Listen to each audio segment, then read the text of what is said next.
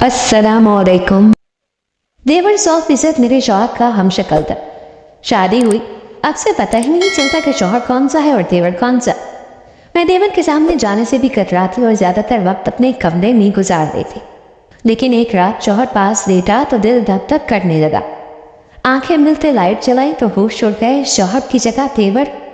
میری شادی ہوئی تو میرے کمرے میں 2 نوجوان داخل ہوئے۔